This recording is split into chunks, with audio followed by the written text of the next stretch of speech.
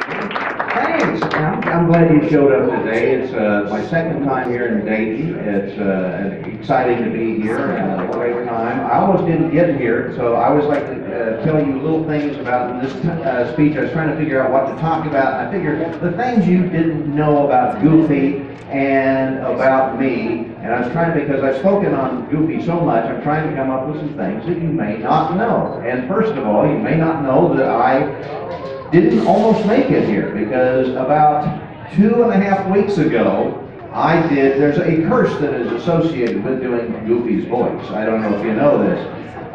If you can see, I have a nice set of stitches right here on my arm.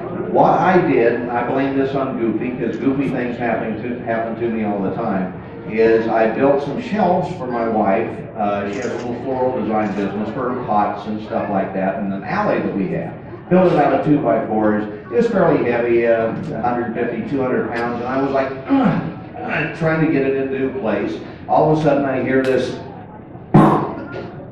you know, and I actually tore the bicep tendon off the bone, which, so I got the last week, and I went in for surgery to do that. I wanted to put it off until after this event, because it really didn't hurt that much, surprisingly. And the doctor said it will grow back on its own. I mean, it won't grow back, but it will heal on its own, but you won't have the strength in the thing. So I said, but if you want to do the surgery, you got to do it before you go.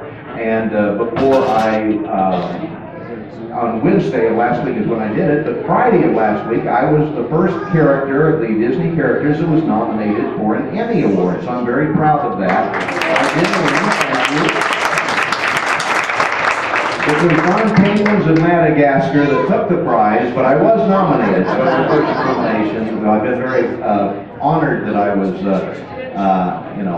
even nominated. I got to present as well with Tony and Selma, who does the voice of Donald. And so that was kind of a first for us, a lot of fun. And I wanted to tell you a little bit about the Goofy history. People always ask me, well, how did I get to be the voice of Goofy? And I lived in Dallas, Texas with my wife, Jennifer, who I'd like to introduce. She's sitting over there. Yeah, this is Goofy right there.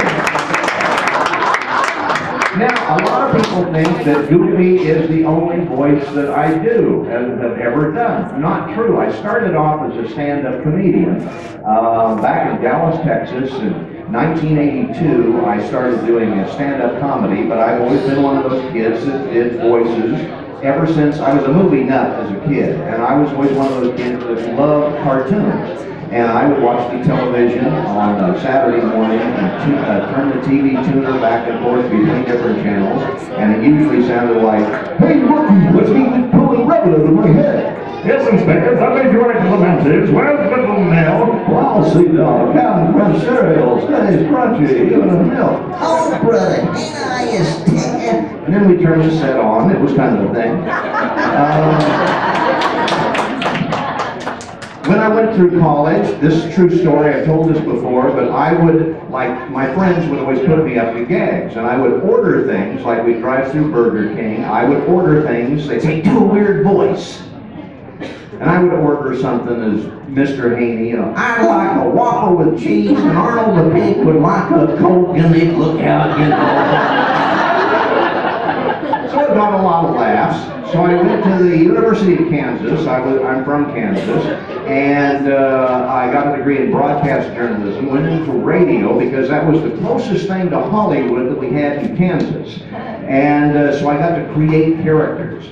And I would do like a rock and roll hour as Wolfman Jack or something. It was one of the first voices that I did on the air. I didn't know that there was copyright laws or anything, that Wolfman might not want me to use his voice, so I would come on, "Oh yeah, baby, this is the Wolfman Jack Hour. We're going to be spinning stacks of wax from dusk till dawn, baby."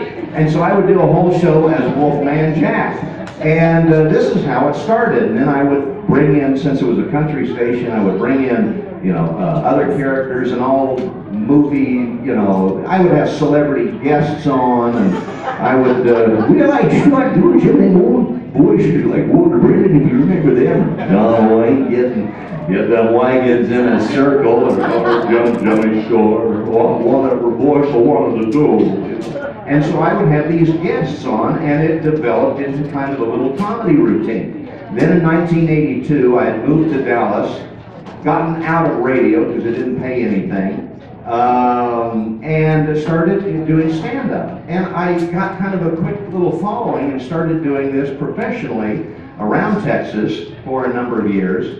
Then in 1984, I got married to Jennifer, and in 1986, on the advice of an agent that I had in Dallas, they said, well, you know, all the voices you do, why don't you go to Hollywood and see what happens there? So I left Jennifer in Dallas. I got an apartment in Hollywood. She was able to call out to Hollywood and send letters out to all the talent agencies saying, Mr. Farmer will be in town the week of May 17th. Would you like to meet with him? Just kind of built me up, you know, it just made me sound great. Oh, he's going to be in town, let's talk with him. I got about 4 offers from agents. I settled on one, and within 4 months, I've been doing a few little auditions, but about 4 months after I got to Hollywood, my agent said, do you do any of the Disney characters? Because at the time, there was no specific voice associated with any of the characters. There were 4 or 5 Mickeys, 4 Goofies. They had a guy doing Walt Disney records. They had a guy down at the park, Jack Wagner, who did all of the voices at the park. But they wanted Michael Eisner, Roy Disney, and Les Perkins, who started the character, a Disney character division of Disney. They wanted consistency. They wanted to bring the quality back. You know, when you were a kid and you heard Mickey, you heard Walt. Or Jimmy McDonald later on when Walt was too busy to do it. You heard the same voice, you knew these characters. These characters were very special and needed one actor to portray them, so you never varied in the consistency and the quality. Out of a field of about 1,100 people that tried out for Goofy, I was the one that they liked. And so the first thing I did was a little thing called Disney's Doggone Valentine back in January of 1987. I was totally green. I didn't know anything about recording studios. I went in, I met that day Tony Anselmo, who does the voice of Donald, and he is an animator. He's the only one of us that has actually animated his own character. And I was watching him, and he was drawing Donald, just doodling, and I was looking, and he was just doing this beautiful work. And I seriously thought to myself, well, we don't have to draw these guys, do we? I thought we just had to talk like that. Luckily, I found out very quickly, no, I don't have to draw Goofy, just sound like you. And of course, Goofy was my favorite Disney character growing up because, whoa, she's a lot like me. And the laugh came very naturally. And so I guess they liked what I was doing because, unlike what a lot of people think, I'm not a Disney employee. We are all independent contractors. Every job I do for Disney, which is over 3,000 now for Disney, doing Goofy, it's a new contract that's negotiated by my agent. So I'm just like the plumber. I come in, I go, Lord, help me. I go home, they pay me. That's the way it is. Along the way, I've picked up a lot of other characters for Disney. When you hear Pluto barking, well, that's me. Pluto kind of doesn't get the PR that Goofy does and the other Fab Five, but he is a favorite among a lot of people. And he's much more difficult to actually to do because it's rougher on the throat. If I have to bark and loop an old cartoon or something like that, it's a lot of barking. And luckily, I can do it in many languages. This is Chinese Pluto, French Pluto. I can do it around the world, so he's a great character to do. If you ever saw The Prince and the Pauper, which was the first film, featurette film that we did, I also did, and this is a good trivia question, I am an original Disney voice of a classic Disney character, because in that film, Horace Horsecollar, who was Mickey's tutor, never had a voice until we came up with it for that, and I voiced it. And they wanted him to be a little aristocratic and kind of stuck up, so I was kind of thinking of a Jim Backus type of voice. But they wanted him to be a little more droll, so I was thinking of Ben Stein and the Ferris Bueller sort of thing. And so we kind of combined the voices and came up with this. And so for the last 20-some years I've been doing Horace's voice too when they need it. I've also done, I'm Sleepy of the Seven Dwarfs when that character comes out, whenever they need that. Let me see, Practical Pig, the Three Little Pigs. A lot of ADR voices I get to do from time to time in movies that you may have never heard, like probably the most obscure voice that I can think of was from Beauty and the Beast, which I did a lot of the background voices. If you remember when Gaston is singing and he's in the bar and everything, there's a scene where he throws up 3 eggs and he swallows them.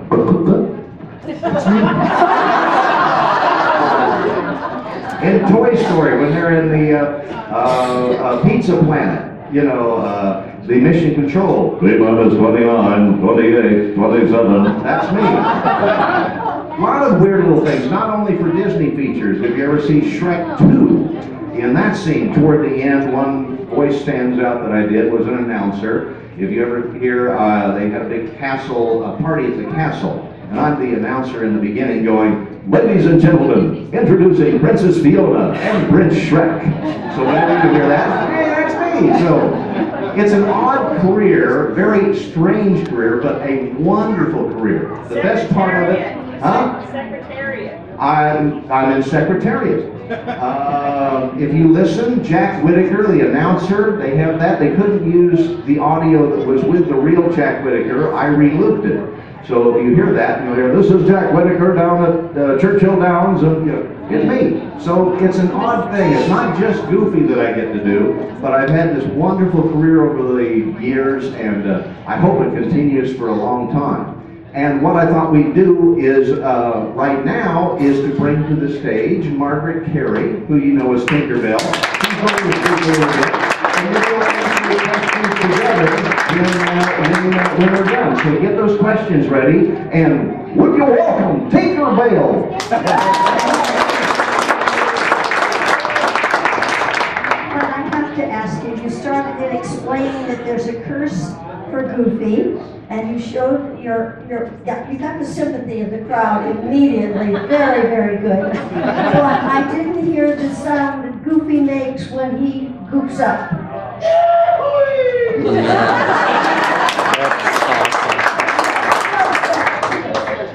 Well, I have to make mine shorter because I'm older than he is.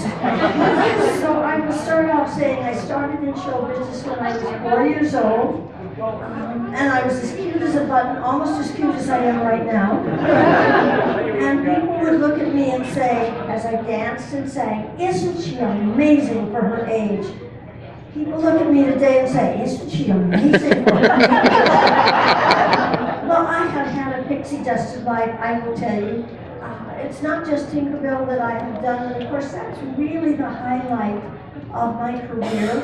I've been on television. I did 600 cartoons, including the new Three Stooges and Space Angel. I have somebody who is a fan of Space Angel, Clutch Cargo, so many things like that. So I do voices also, because we all did. I was in radio and we did all of that sort of thing. But the highlight was when I was called to the studio and I was asked, would it be convenient for you to come to work next Tuesday to be the reference model for Tinkerbell? Do all of you know what a reference model is? I really don't want to go into that if you don't. Oh shoot, there's only about 3 of you. Okay, quick. To make a really good animated movie, they cast a dancer or an actor in the part. And at my time, way back in 1951 and 52, they would put you on a sound stage in a costume. I had a one-piece bathing suit. And they would tell you what they wanted the character to do. Then they had a camera crew who would film it. They would give that film to the animators so that this character would be the same all the way through the movie. Otherwise, I mean, each animator would come in and say, "Oh, I think I'll change your eyes to green," you know, something like that. And so that's why when I stepped out in front of the camera, and my director was the great Mark Davis, a genius, a sweetheart, a gentle man. He was just, that's all I can say, he was a genius. So I stepped out in front of the camera and I said, Mark, what do you want? I mean, what kind of personality do you want for Tinkerbell? Do you want to be like Betty Boop, you know, a little wacky? Do you want to be, you know, doing really outstanding? You want her to be aloof like a fairy? And he said, Margaret, we want her to be you. I thought, shoot, I can do that. So that's when you see Tinkerbell, you see me, and that's why I say that I'm Tinkerbell and little men in white coats do not come and take me away. There was a myth for the longest time that it was Marilyn Monroe who was the reference model for Tinkerbell. I worked with Marilyn. She was absolutely adorable. But the truth is that she was not a dancer, and Tinkerbell called for a dancer to do the kind of work that they wanted him to do. I also bring to you, I want to tell you a little bit, who the heck is Tinkerbell? I'm getting sick and tired of all these people laying stuff on top of her, and she's this, she's that, the other. I will tell you right now, I made up my mind I was going to play her like an 11-year-old. She just seemed to be an 11-year-old and on the verge of seeing the world for the first time. Do you remember when you saw something for the first time? I remember the first time, as a kid, I was adopted. So I was a little bit insecure, as you can imagine, and I just knew if I could read. If I could read, it would solve everything, all the problems that I seemed to have. And I remember I was in the car, standing up at the, no, you don't, you're too young, but kids used to stand up and put their arms on the dashboard of the car. And there was a red sign that came at me, and it said, S-T-O-P. I knew that word. It said stop. And my dad said, if you read it the other way, it spells pops. I knew 2 words. But you must remember something in your life that was like that.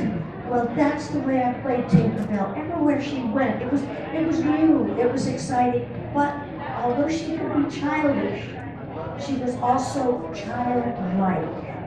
And that's what touches you with Tinkerbell, because there's a childlikeness in you that wants to come through. Have any of you been to Disneyland or Walt Disney World?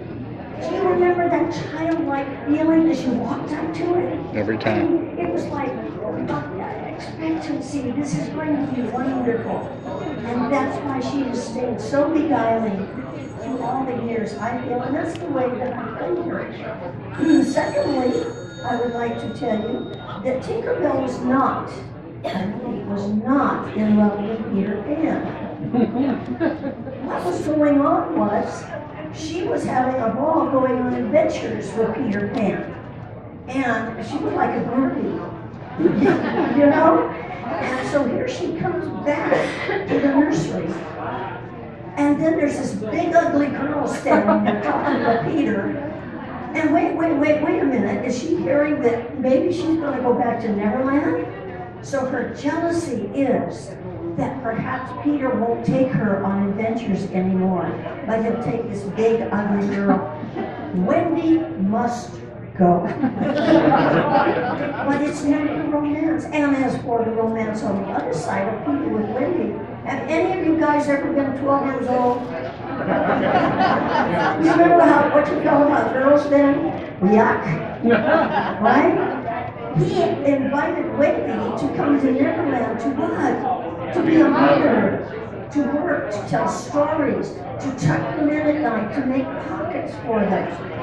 There is nothing but our generation and our culture wants to put this overall feeling of romance going on here. So you got that straight? Now, would you please raise your right hands? And will you promise after this, when anybody talks about Tinkerbell being in love with Peter Pan, will you set them straight? Yes. Okay. All right, we got that. Another thing that I would like to mention is the fact that you know that it's called Walt Disney World. One of the reasons it's called Walt Disney World is because Roy said and promised Walt Disney that he would finish the project that he started only if it was called Walt Disney World. People forget Walt, but people forget Roy. And when you go to Disneyland again, I want you to stand in front of Disneyland before you go in and stand there and say, you know that the odds of Disneyland being here are 13 million to 1. It shouldn't be there. I mean, it was the most miraculous thing that this actually happened, but it was because of Roy and Walt, both of them together. It's a gift to everyone. And I get a little tired sometimes of people who are over at the park a lot, because I live in Glendale, California, right next to the studio. So that's where I hear them say, oh, what they did to that, oh, that the park shouldn't have done that, oh, Disneyland. And I say, well, I guess you're not going back. Then you don't like it. Oh, of course I am. I mean, this is a gift to you, guys. It shouldn't be there. So I want you to remember both of them.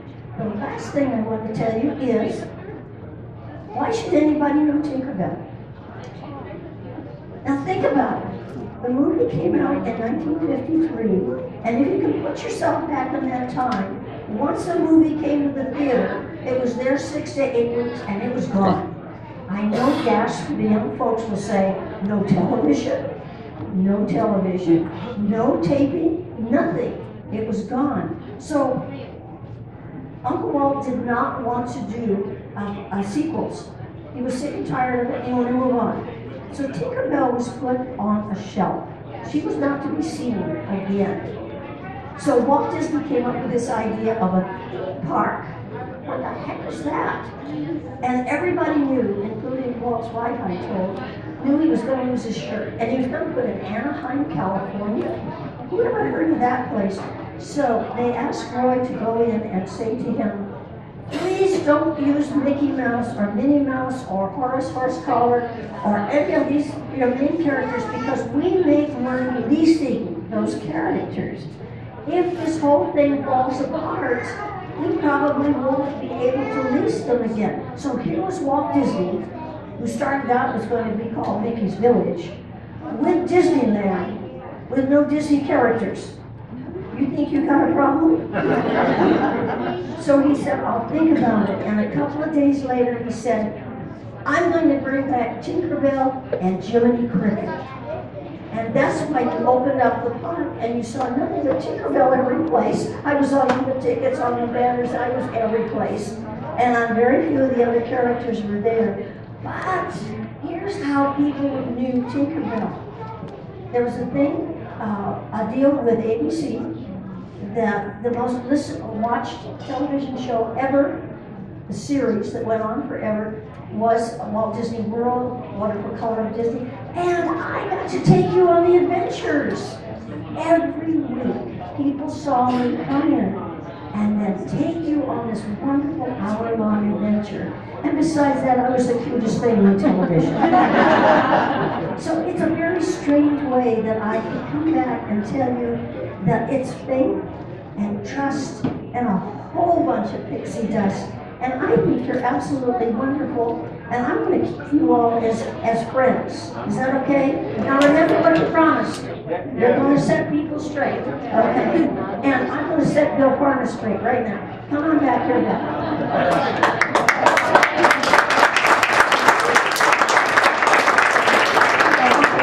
I'm sorry, you all have to forgive me. One more time. Goofy falling.